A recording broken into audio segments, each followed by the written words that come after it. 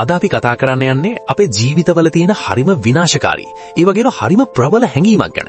ඒ තමයි තරහව. අපි හැමෝටම ජීවිතේ එකම මතාවක් හරි අනිවාර්යයෙන්ම මෙහෙම වෙලා තියෙනවා. කවුරු හරි කියපු පොඩි වචනයකට නැත්නම් අපිට වුණු පොඩි අසාධාරණයකට අපේ මුළු ඇඟම රත් වෙලා පාලනය කරගන්න බැරි තරම් ලොකු කේන්තියක් ඇවිත් තියෙනවා.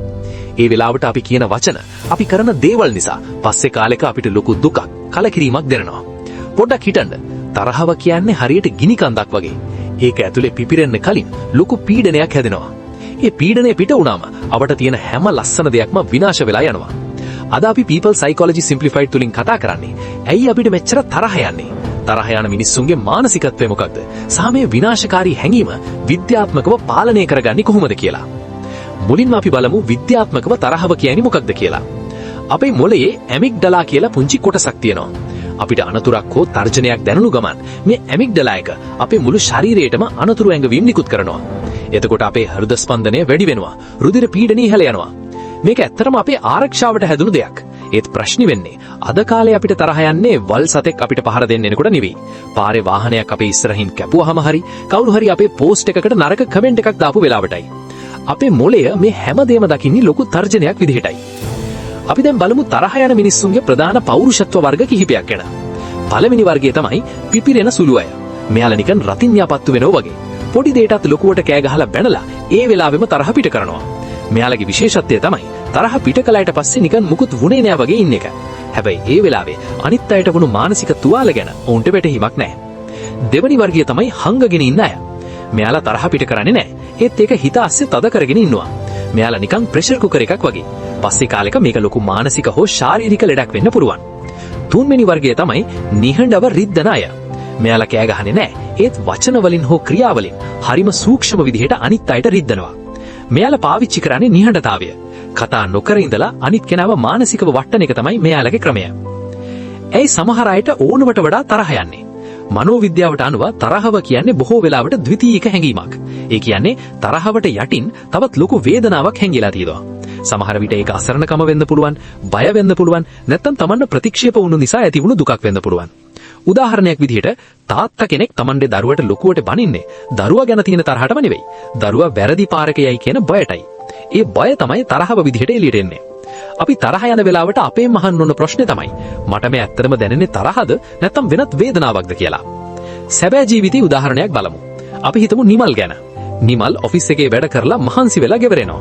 එයා එනකොට බිරිඳ රෑ කෑම ලෑස්ති කරලා නැහැ. නිමල් ලොකුවට කෑ ගහලා බිරිඳට බනිනවා. හැබැයි ඇත්තටම නිමල්ට තරහ ගියේ කෑම නැති නිසා නෙවෙයි. එයා ඔෆිස් එකේදී එයාගේ බොස්ගෙන් බැනුම් අහලා හිටියේ. එතනදී ඇතිවුණු අසරණකම සහ පීඩනය තමයි ගෙදර ඇවිත් බිරිඳ පිටින් යවුවේ. අපේ ජීවිතේ ගොඩක් තරහවල් මේ වගේ තැනක ඉඳලා තමයි එන්නේ. අපි තවත් ගැඹුරට ගියොත් තරහව පාලනය කරන එකේ මනෝවිද්‍යාත්මක පැත්ත ගැන තව ගොඩක් දේවල් තියෙනවා. තරහව කියන්නේ අපේ මොළයේ තියෙන තාර්කික කොටස සහ හැඟීම් බර කොටස අතර ඇතිවෙන අරගලයක්. අපිට තරහ යනකොට තාර්කික කොටස අක්‍රිය වෙනවා. ඒ නිසා තමයි අපිට ඒ වෙලාවට හරි වැරද්ද පේන්නේ නැත්තේ. මේක පාලනය කරන්න පුළුවන් හොඳම ක්‍රමයක් තමයි සංඥානන ප්‍රතිසංවිධානය කියන එක. ඒ කියන්නේ අපි යම් සිද්ධියක් දිහා බලන විදිහ වෙනස් කරගන්න එක. උදාහරණයක් විදිහක පාර යනකොට වාහනයක් ඔයාගේ ඉස්සරහින් කැපුවොත් මූමාව හප්පන්නාව කියලා හිතනව වෙනුවට සමහර විට එයාට ලොකු හදිස්සියක් ඇති. නැත්තම් එයාගේ පවුලේ කෙනෙක් අසනීප වෙලා වෙන්න ඇති කියලා හිතන්න පුරුදු වෙන්න. එතකොට ඔයාට දැනෙන තරහ නිකම්ම අඩු වෙලා යනවා. සබඳතාවලදී තරහව කියන්නේ හරිම භයානක දෙයක්. ආදරණීය බැඳීමක් ඇතුලේ ඇතිවන පුංචි ගැටුමක් පාලනය කරගන්න බැරි වුණොත් ඒකෙන් ඇතිවන වචන වලින් කරන තුවාල කවදාවත් සනීප කරන්න බෑ.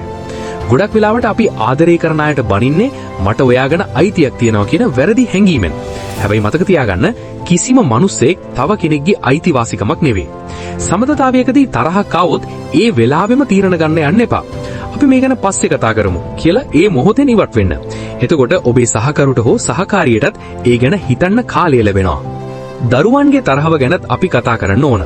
කුඩා දරුවන්ට තමන්ගේ හැඟීම් ප්‍රකාශ කරගන්න වචන මදි වුණාම ඔවුන් කරන්නේ අඬන එක නැත්නම් බිම පෙරලිලා කෑ ගහන එක. මේ වෙලාවට දෙමව්පියෝ කරන්න ඕන දේ තමයි දරුවාට වඩා සංසුන් වෙන එක. ඔය දරුවා එක කෑ ගැහුවොත් දරුවා ඉගෙන ගන්නේ තරහ ගියාම කෑ ගැහිම සාමාන්‍ය දෙයක් කියලායි. ඒ වෙනුවට දරුවාගේ මට්ටමට පහත් වෙලා එයාගේ දැස් දෙස බලා සංසුන්ව කතා කරන්න. දරුවාගේ හැඟීම් වලට නමක් දෙන්න. ඔයාට දැන් ගොඩක් තරහ ගිහින් නේද ඉන්නේ කියලා අහන්න. එතකොට දරුවාට තේරෙනවා Tamanව කවුරු හරි තේරුම් ගන්නවා කියලා. දෛනිකව තරහ පාලනය කරන්න පුරුවන් හොඳම අභ්‍යාසයක් තමයි මනෝකාය අභ්‍යාසය. එහෙමත් නැත්නම් mindfulness. දවසට විනාඩි 5ක් නිශ්ශබ්දව වාඩි වෙලා ඔබේ ශරීරය තුල සිදුවන දේවල් ගැන අවධානය දෙන්න. තරහක් එන්න කලින් ඔබේ පපුව තද වෙනවද, අත් මිටි මොළ වෙනවද කියලා හඳුනා ගන්න. මේ පූර්ව ලක්ෂණ හඳුනාගත්තම තරහ පිපිරෙන්න කලින් ඒක නිවා දාන්න ඔබට පුළුවන්. ඒ වගේම තරහ යන සෑම අවස්ථාවකදීම මෙය තව වසර 5කින් මට වැදගත් වෙයිද කියලා ඔබෙන්ම අහන්න. බොහෝ වෙලාවට පිළිතුර නැහැ යන්නයි. එහෙනම් ඒ වෙනුවෙන් ඔබේ වටිනා කාලය සහ මානසික සෞඛ්‍ය නාස්ති කරන්නේ ඇයි? තරහ පාලනය කරගන්න තවත් ප්‍රායෝගික ක්‍රමයක් තමයි ලිහිල් කිරීමේ අභ්‍යාසය. ඔබට ලොකු කේන්තියක් එනකොට හුස්ම ගැනීම ගැන අවධානය යොමු කරන්න. ගැඹුරු හුස්මක් අරගෙන හෙමින් පිට කරන්න. මේකෙන් ඔබේ ස්නායු පද්ධතිය සංසුන් වෙනවා. තවත් ක්‍රමයක් තමයි තරහ දින පොතක් පවත්වාගෙන යාම කියන එක. ඔබට තරහ ගියපු අවස්ථාවන්, ඒකට හේතුව සහ ඒ වෙලාවේ ඔබට දැනුණ දේ ලියන්න. සතියක් විතර මේක කරනකොට ඔයාට තේරෙයි ඔයාට නිතරම තරහ යන්නේ මොන වගේ දේවල් වලටද කියලා. ඒ ප්‍රේරක ලක්ෂණ හඳුනාගත්තම ඒවා පාලනය කරන්න ලේසියි. අපි හිතමු ඔයා රැකියා ස්ථානයේදී ඔයාගේ ප්‍රධානියාගෙන් අසාධාරණ විදිහට බැනුම් අහනවා කියලා. ඒ වෙලාවට ඔයාට ලොකු තරහක් එනවා. හැබැයි ඔයා ඒ වෙලාවෙම එයාට උත්තර දෙන්න ගියොත් ඔයාගේ රස්සාව පවා නැති වෙන්න පුළුවන්. ඒ වෙනුවට ඔයාට පුළුවන් මේ වෙලාවේ එතනින් ඉවත් වෙන්න. පස්සේ ඔයාගේ හිත සංසුන් වුණාට පස්සේ ගිහින් එයා එක්ක කතා කරන්න. මට ඔයා මේ බැන්න විදිහට හිතට ලොකු වේදනාවක් දෙනුනා කියලා සංසුන්ව පැහැදිලි කරන්න. එතකොට එයාටත් තේරෙනවා එයා කරපු දේ වැරදි කියලා. මේකට තමයි කියන්නේ ආවේග පාලනය කියලා. තරහව කියන්නේ හරියට අතේ තියාගෙන ඉන්න රත් වුණු අඟුරු කෑල්ලක් වගේ. ඒකෙන් අනිත් අයට ගහන්න කලින් පිච්චෙන්නේ ඔයාගේම අතයි. ඔයා නිතරම තරහින් ඉන්නවා නම් ඒක ඔයාගේ හෘද සෞඛ්‍යයටත් ඔයාගේ සබඳතාවලටත් හරිම නරක විදිහට බලපානවා. අපේ ශරීරයේ හෝමෝන ක්‍රියාකාරීත්වය සම්පූර්ණයෙන්ම අවුල් වෙන්න මේ තරහව බලපානවා. දීර්ඝකාලීනව තරහ පාලනය කරගන්න බැරි අය ඉක්මනින්ම වයසට යන බවත් පරීක්ෂණ වලින් හෙළි වෙලා තියෙනවා. ඒ නිසා ලෝකය ඔයාට ඕන විදිහට වෙන්නේ නැහැ කියන එක පිළිගන්න පුරුදු වෙන්න. හැම මිනිස්සෙක්ම තමන්ගේ මට්ටමින් උපරිම දේ කරනවා කියලා හිතන්න. අපේ බලාපොරොත්තු තමයි තරහවට ලොකුම හේතුව. අපි හිතනවා හැමෝම අපිට ගරු කරන්න ඕන කියලා. හැමෝම නීති පිළිපදින්න ඕන කියලා. හැබැයි ඇත්ත ලෝකයේ මිනිස්සු විවිධයි. කවුරු හරි කෙනෙක් ඔයාට අගෞරව කළාම ඔයාට තරහ යන්නේ ඔයා ඔයාගේ ආත්ම ගෞරවය අනුන්ගේ වචන මත ළඳවා තබාගෙන ඉන්න නිසායි. ඔයා ඔයාට ආදරය කරනවා නම්, ඔයා ගැන විශ්වාස කරනවා නම් අනුන් කියන ඕනෑම නරක වචනයක් ඉවසන්න ඔයාට ශක්තිය ලැබෙනවා. ඒ නිසා අභ්‍යන්තර ශක්තිය ගොඩනගා ගැනීම තමයි තරහට තියෙන හොඳම බෙහෙත. ඔබේ සතුට හෝ දුක තව කෙනෙක්ගේ අතට දෙන්න එපා. කවුරු හරි ඔබට බැන්නාම ඔබ තරහ ගත්තොත් ඔබ ඒ කෙනාට ඉඩ දෙනවා ඔබේ මනස පාලනය කරන්න. ඒ වෙනුවට සිනහවකින් ඒ මග හරින්න. එයයි නියම ශක්තිය. අවසාන වශයෙන් මම ඔයාගේ මේ මහන්නම්. ඔයා අන්තිමට පාලනය කරගන්න බැරුව තරහ ගියපු අවස්ථාව මොකද්ද? ඒ වෙලාවේ ඔයා කරපු දේ ගැන අද ඔයාට මොකද හිතෙන්නේ? පහලින් කමෙන්ට් එකක් දාන්න. ඔයාගේ අත්දැකීම තව කෙනෙක්ට තමන්ගේ තරහ පාලනය කරගන්න ලොකු පාඩමක් වෙයි. අපි මේ හැමෝම ඉගෙන ගන්න මිනිස්සු. වැරදි වෙන්න පුළුවන්. ඒත් ඒ වැරදි වලින් ඉගෙනගෙන හෙට මීට වඩා ඉවසන මිනිස්සෙක් වෙන්න උත්සාහ කරමු. මතක තබා ගන්න, ඔබ තරහව පාලනය නොකළහොත් තරහව ඔබව පාලනය කරනු ඇත. මේ වගේම ජීවිතය දියුණු කරගන්න මනෝවිද්‍යාත්මක වීඩියෝ බලන්න අපේ People Psychology Simplified channel එක subscribe කරන්න.